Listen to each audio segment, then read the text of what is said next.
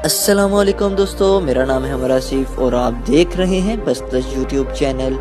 तो आज की इस वीडियो में हम बात करेंगे रोंगटे खड़े कर देने वाले वो खौफनाक हकायक जो कि आपको पहले किसी ने नहीं बताए होंगे। चलें वीडियो स्टार्ट करते हैं। दोस्तों, क्या आप जानते हैं इंसान के फेफड़ों में सनोबर का दरख्त उग सकता है?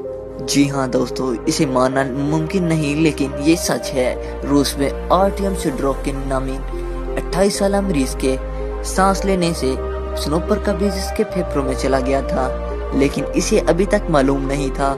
लेकिन जब इसे फेफड़ों में तकलीफ होने लगी तो ये डॉक्टरों के पास गया, तो डॉक्टरों ने इसे आर्जी तौर पर बोला कि आपके फेफड़ों में ट्यूमर हो गया है।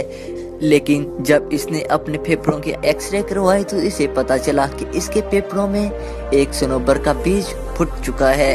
डॉक्टरों ने ये इंकशाफ किया और बहुत ही हैरान हो गए।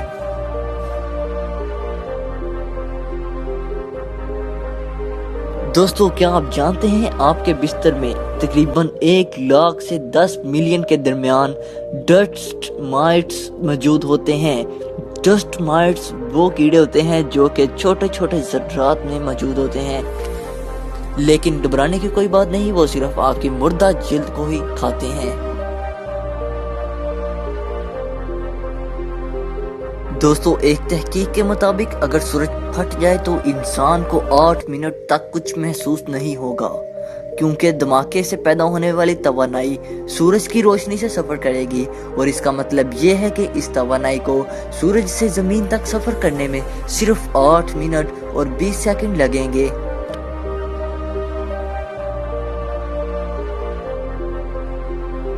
दोस्तों, क्या आप जानते हैं रेलवे स्टेशन पर जो आप सांस लेते हैं इसकी हवा में 15% इंसानी जिल्द शामिल होती है।